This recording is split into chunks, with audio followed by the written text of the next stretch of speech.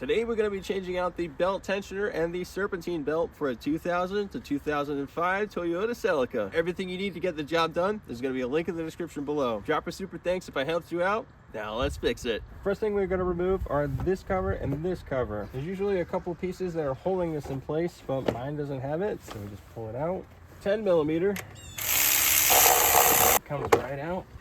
Your belt tensioner is going to be located right down inside here. To relieve the tension on the belt, you're going to need a 19 millimeter ratchet and then press downward in order to slip the belt off. But here's the tricky part with this. Your vehicle is going to have the engine lifted ever so slightly in order to get this thing off. It's actually a very simple procedure, and I'm going to guide you through it all the way. It's a lot easier when the car is on ramps. I'm going to put a jack stand underneath right here.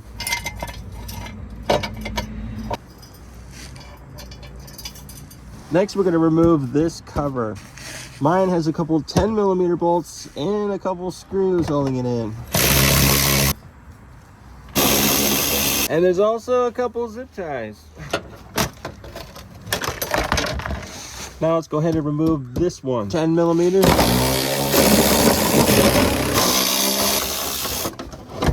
Oh, we got one more. Okay, now it's time to take the belt off. So looking at the location of the tensioner, it's right there. So my ratchet is not long enough to give me the leverage. I put another 19 millimeter with an extension, and then that will give me enough tension to remove it. Swing that 19 millimeter in place. Put our extension on it. We're gonna pull this towards you, and then we're gonna slip the belt right off and gently release it. Now let's go ahead and remove the belt.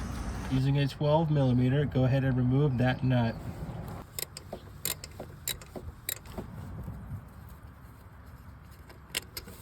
Looking up from above, we removed the 12 millimeter nut. Now there's a 17 millimeter nut right down in there. So now we're gonna get this 17 millimeter nut off by using some PB Blaster. I'm gonna go down below, and we'll go behind it.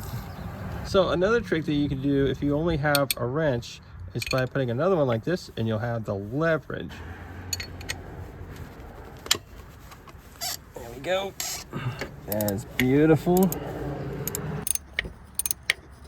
So the engine mount, it has 1, 2, 3 bolts that are holding it on. We're gonna loosen all 3 of those. Let's use some PB Blaster and make sure it comes off easy.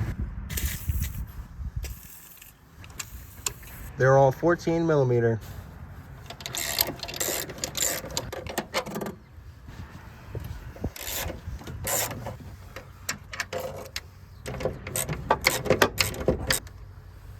So here's the safest way to do this. You're going to use a floor jack, use a long 2x4, and go directly underneath the engine mount. This is going to safely lift the engine without it ever having to lift on anything else. As you're doing this, you need to be very, very careful, always checking the board, make sure it's perfectly straight. Once we have enough clearance to pull that bolt out, you need to make absolute certain that this board is perfectly straight.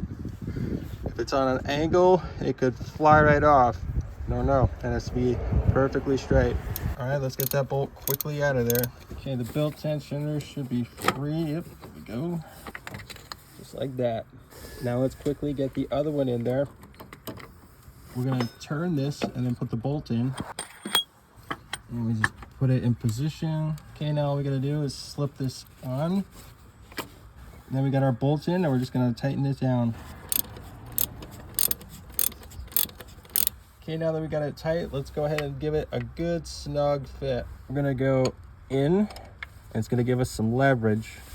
And all we're looking for is just a very comfortably snug fit. Now the 12 millimeter nut goes on. Comfortably snug.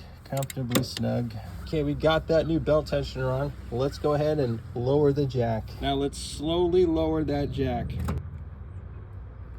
And down it goes. The mount is now resting on the frame, but the holes are not in line. If the holes aren't in line, you can use a pry bar to gently get those in place. Look at that, that's beautiful. Beautiful. So to help get that nut back in place, we're gonna use this tool, which has a little claw, grabs onto it, and now I'll be able to just slip it right in its place and give it a go. Now we release it. We'll tighten this one just a little bit. We just did the same thing on the other bolt. Now let's go ahead and tighten it just a little bit, and then we'll put the last one in place. The last one is really tough to get to. I highly recommend lifting the reservoir, pulling it out. See what I mean? It's like right under there. Now we can tighten down the 3 mounting bolts. Put the reservoir back down. All right, so we're gonna put the belt on. Go ahead and pause the video right here. This is the belt diagram for putting it back on. We're gonna get the belt in its place, and then we're gonna use the 19mm to loosen the tensioner. So this is how the Serpentine belt is supposed to go on. It's gonna look exactly like this. The last little loop that we're gonna put on is the alternator. And this is what you wanna see. You want it to like just barely get on there, and then we're gonna pull the tensioner down. It's really, really tough, so you gotta pull hard. All right, now gently let it go. It's on there flush. And then looking underneath, you wanna make sure everything is on there flush. You don't want to have any overhang, because if the little piece of a belt is hanging over and you start this up, the whole belt will just get totally shredded over. All right, now let's start it up. All right, that looks beautiful. Put this back on. And the part with no screws. Right, we finished right at the sunset. How pretty is that? If I just saved you some money, go ahead and drop me a super thanks. I really appreciate it when you guys do that, so thank you so much. Everything you need to get the job done, there's going to be a link in the description below. Always remember that Jesus Christ loves you, and only he can solve your biggest problem. Look at that sunset. Perfect timing.